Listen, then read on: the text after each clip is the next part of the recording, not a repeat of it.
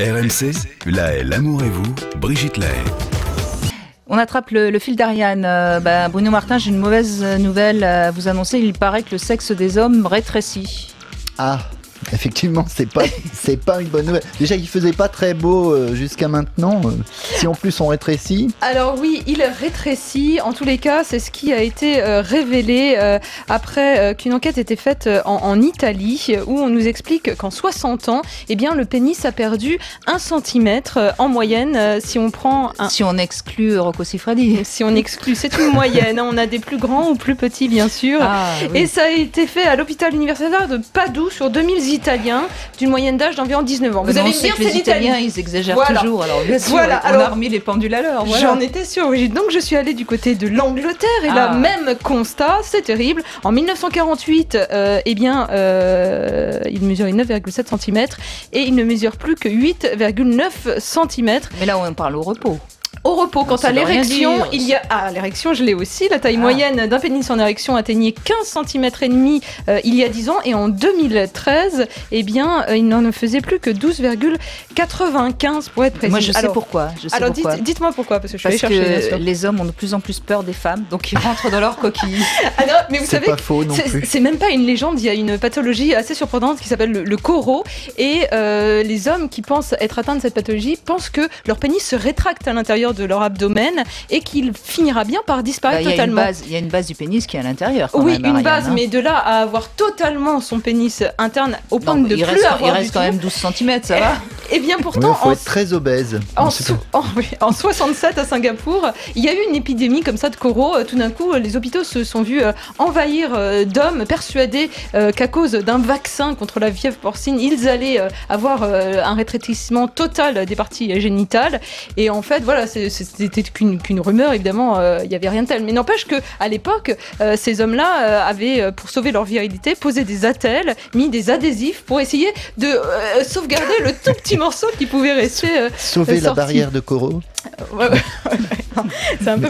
Mais on peut pas prendre des centimètres, je pensais à ça tout à l'heure, on peut pas prendre des centimètres partout parce qu'on les prend en hauteur, voilà. On peut pas les prendre à l'horizontale toujours. Voilà, parce qu'en l'occurrence, les hommes ont grandi, oui, mais pas à ce niveau-là. On a grandi au niveau des bras, au niveau des jambes qui se sont allongées considérablement. Mais ça, c'est parce qu'ils s'en servent pas assez. On sait très bien que Darwin. Tout ce qui grandit... C'est Darwin. Bah oui, vous êtes d'accord, Bruno? C'est l'évolution. Enfin, il faut que les hommes fassent plus l'amour, leur sexe va regrandir. La fonction crée l'outil, hein. N'oubliez pas. L'hypothèse n'empêche la plus vraisemblable après les chercheurs qui ont mené cette enquête. Ça la fait rire, vous voyez. Une fois c'est vous qui me faites rire. Elle est toute contente. Le sexe des hommes est en train de devenir tout petit. Comment m'en réjouir, ciel. Elle se dit chez moi ça n'arrivera pas. Ça c'est certain. Non, ce qui est incriminé, c'est bien sûr tous les polluants, pesticides qui impactent évidemment le corps masculin et plus exactement. Pourquoi ça toucherait justement le pénis quand même? C'est pas de bol. Il faut faire des petites trempées. Ça pourrait toucher le nez, les doigts, mais non, ça touche le pénis. Non, ça fait l'effet inverse sur les autres membres et sur le pénis. Et là, c'est des écologistes qui ont fait cette étude, c'est pas possible autrement. Moi j'arrête les traitements aux tomates et aux concombres, c'est fini. La qualité du sperme aussi est atteinte, tout est atteint à ce niveau-là. Mais voilà, je voulais finir sur un message quand même rassurant pour les messieurs qui nous écoutent. On se rappelle bien que c'est non pas la taille qui compte, mais bien sûr la manière dont vous allez vous en servir. Et on le dit suffisamment ici. Avec tout ce que vous venez de raconter, vous croyez qu'ils vont avoir envie de s'en servir là? Et le temps. Peut-être que ça va les stimuler, au contraire. Mais qu'est-ce qu'elle raconte? Pas du tout, moi tout va bien, et voilà. Ah là là. Bon, et ne tirez pas dessus, ça ne servira à rien pour l'agrandir. Non, tous les allongeants. Alors souvent, c'est la question qui revient.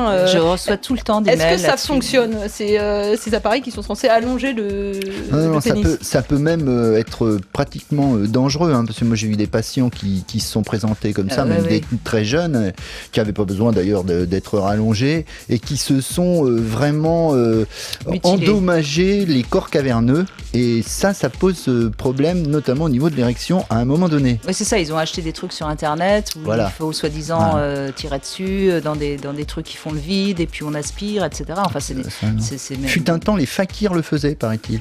Ils se laissaient pendre des poids le long du pénis pour le rallonger. Bon, je sais pas si les fakirs se servaient beaucoup de pénis après, c'est rien.